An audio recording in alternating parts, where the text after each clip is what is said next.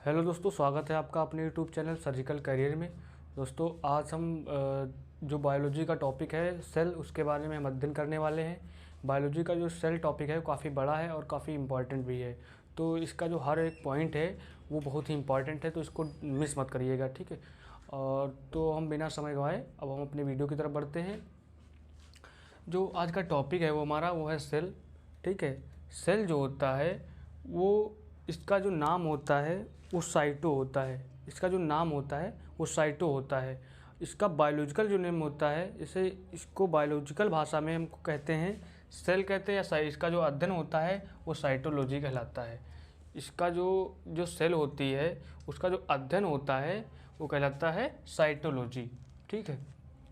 इसका जो अध्ययन होता है साइटोलॉजी कहलाता है। और इसका जो खोज किया था, इसके जो जनक हैं वो हैं रॉबर्ट हुक। कोशिका की जो खोज की थी, यानी मृत कोशिका थी, मृत कोशिका की खोज जो है वो रॉबर्ट हुक ने की थी। इन्हीं को ही कोशिका का जनक माना जाता है, सेल का जनक माना जाता है। जो जीवित कोशिका की खोज है वो एंटोनी वॉन लीवनहॉक को माना जाता है। जीवित कोशिका की खोज एंटोनी वॉन लीवनहॉक को माना जाता है।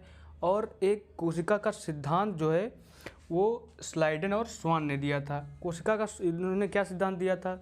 इन्होंने सिद्धांत दिया था कि जो हमारी बॉडी है, जो हर एक उसकी जो प्रत्येक कोशिका है वो एक दूसरे से जुड़ी हुई है और कंप्लीट बॉडी को जोड़ती है। जो कोशिका होती है हमारी, वो कंप्लीट बॉडी को आपस में जोड़ के रखती है। तो इन्होंने बताया था जो कोशिका होती हैं वो हमारे शरीर को आपस में जोड़ के रखती हैं, ठीक है। तो सिद्धांत जो है स्लाइडन और स्वान ने दिया था। अगर आपसे पूछा जाए कि संसार में सबसे छोटी सेल्स कौन कौन सी है, तब आप बताएंगे माइकोप्लाज्मा की जो सेल होती है सबसे छोटी होती है। माइकोप्लाज्मा की सेल सबसे छोटी होती है। और सबसे बड़ी अगर पूछा जाए संसार में सबसे बड़ी जो सेल होती है वो किसकी होती है, तब आप बताएंगे शुतुरमुर्ग के अंडे की। शुतुरमुर्ग के अंडे की जो कोशिका होती है वो संसार में सबसे बड़ी होती है। अब हम पढ़ते हैं इधर का टॉपिक। मानव में अगर पूछा जाए, मानव में जो होती है सबसे छोटी सेल जो होती है वो हमारे स्पर्म में पाई जाती है। जो मानव का स्पर्म होता है उसमें जो होता है सबसे छोटी सेल पाई जाती है।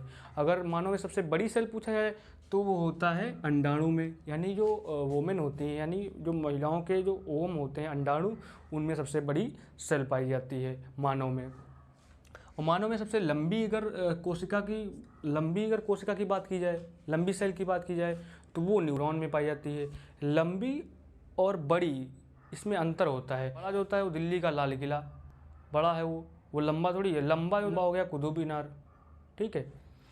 तो लंबे और बड़े में अंतर होता है। लंबा होता है तो कुतुब मीनार, और जो बड़ा होता है वो दिल्ली का लाल किला होता है, ठीक है। तो अगर पूछा जाए मानव में सबसे लंबी कोशिका कौन सी है, और वो होती है न्यूरॉन। और विभाजन नहीं होता है, यानी न्यूरॉन में विभाजन नहीं होता है। अगर आप देखते होंगे जब सिर में चोट लगती है तो आदमी वहीं का वहीं मर जाता है तुरंत, क्योंकि वो चोट जो होती है वो हमारे सिर में जब लगती है तब उसमें सेल डिवीज़न नहीं होता है, तो सेल आपस में जुड़ नहीं पाती हैं, वो डेड हो जाती। जहाँ डेड हो जाती हैं वहीं जो होता है वो व्यक्ति की मृत्यु हो जाती है वहीं पे, ठीक है। तो न्यूरॉन में सेल डिवीज़न या कोशिका विभाजन नहीं होता है। तो और तेज सबसे विभाजन किस में होता है? तेज जो विभाजन होता है वो लीवर यानी यकृत में होता है। सबसे तेज विभाजन अगर लीवर को काट दिया जाए तो अपने आप जो क्षतिग्रस्त लीवर होता है वो अपने आप भर जाता है, मतलब अपने आप उसकी क्षतिपूर्ति हो जाती है। इसलिए जो विभाजन नहीं होता है, यानी न्यूरॉन में जो विभाजन नहीं होता है, इसमें इसीलिए पुलिस वाले कहते हैं, जो ट्रैफिक पुलिस वाले कहते हैं बिना हेलमेट लगाए ना चलिए। तो इसीलिए कहते हैं वो हेलमेट लगा के आप चलिए, क्योंकि जानते हैं कि अगर आप कहीं टकरा जाएंगे, भी एक्सीडेंट हो जाएगा तो तुरंत ही अब सिर में चोट लग डेथ हो जाएगी, ठीक है। तो इसका बहुत ही ध्यान रखिए, जब भी चलिए हेलमेट लगा के चलिए, ओके। तो अब हम पढ़ेंगे एग्जाम्पल के थ्रू, समझ लीजिए। जो ईंट होती है वो दीवार का निर्माण करती है। जो ईंट होती है वो दीवार का निर्माण करती है, और दीवार जो है वो कमरे का निर्माण करते हैं, और कमरा जो होता है घर का निर्माण करता है, समझ गए। तो वैसे ही जो कोशिका होती है वो ऊतक का निर्माण करती है, और ऊतक जो होता है वो अंग का निर्माण करता है, अंग जो होता है अंग मिलकर शरीर का निर्माण करते हैं। समझ में आ गई बात। एक बार फिर से रिवीजन करते हैं। जो कोशिका होती है वो ऊतक का निर्माण करती है, ऊतक जो होते हैं वो अंग का निर्माण करते हैं, अंग जो है वो कंप्लीट बॉडी का निर्माण करते हैं। ठीक है, समझ में आ गई होगी बात। तब तक आप इसका स्क्रीनशॉट ले लीजिए, फिर आप आगे बढ़ते हैं। अब हम पढ़ेंगे कोशिका के अंग यानी कोशिकांग। कोशिकांग जो होते हैं, सबसे नंबर 1 पे होता है कोशिका झिल्ली, यानी जिसे प्लाज्मा झिल्ली भी कहते हैं और या प्लाज्मा मेम्ब्रेन भी कहते हैं। क्या कहते हैं? कोशिका झिल्ली या प्लाज्मा झिल्ली या सेल मेम्ब्रेन भी कहते हैं। ठीक है, इसे सेल मेम्ब्रेन कहते हैं। ठीक, ये सेल मेम्ब्रेन हो गई, जो पादप और जंतुओं में दोनों में पाई जाती है। पादप और जंतुओं में दोनों पाई जाती है। जो पादप हो गए जो खाली सीधे खड़े रहते हैं, और जंतु जो चल फिर लेते हैं उसे जंतु कहते हैं। और ये जो बाहरी आवरण होता है ये प्रोटीन का बना होता है।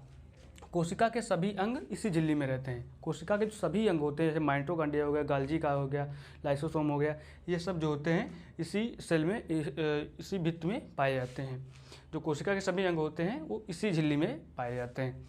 ठीक है, जैसे आप देखे होंगे कहीं जब जाते हैं आप, तो जैसे कोई एक झिल्ली होती है, उसी में जैसे मार्केट गए तो उसी में झिल्ली में प्याज ले लिए, टमाटर ले लिए, आलू ले लिए, सब उसमें सब ले लेते हैं। और फिर उसके बाद जैसे जब बड़ा सामान होता है, जैसे 2 किलो आलू आप ले लिए, तो उसमें जो होता है दोहरी झिल्ली का फिर उपयोग करना पड़ता है, क्योंकि अगर एक झिल्ली रहेगी तो फट जाएगी, इसलिए दूसरी झिल्ली लगानी पड़ती है, जिससे ये कोशिका मतलब जो सामान है वो फटे ना, मतलब जो झिल्ली है वो फटे ना। ठीक है, तो जो ये नंबर 2 पे आता है कोशिका भित्ति। ये जो कोशिका भित्ति होती है यानी सेल वॉल जिसे कहते हैं, जिसे हम सेल वॉल कहते हैं। जो सेल वॉल होती है वो इसका बाहरी आवरण होता है, इसको सुरक्षा प्रदान करता है। ये खाली पादपों में पाई जाती है, ना कि मानव में और जंतुओं में नहीं पाई जाती। ये जो पादप होते हैं, पेड़ पौधे, उसी में पाई जाती है। जैसे हम लोगों में हो गया, हम लोग अपनी सेफ्टी जो होते हैं कपड़े से कर लेते हैं, और जैसे जो जंतु होते हैं, जैसे जानवर होते हैं, वो अपने बालों से कर लेते हैं, अपनी सेफ्टी जो होती है कर लेते हैं। लेकिन जो पादप होते हैं, जो पेड़ पौधे होते हैं, वो अपनी सुरक्षा जो होती है वो सेल वॉल के द्वारा करते हैं। ठीक है, ये जो होती है ये सेलुलोज की बनी होती है, सेलुलोज की। और ये जो होता है प्लांट की बॉडी को सुरक्षा प्रदान करता है। ठीक है, तब तक इसकी स्क्रीनशॉट ले लीजिए। मिलते हैं अपने नेक्स्ट वीडियो में, तब तक के लिए जय हिंद।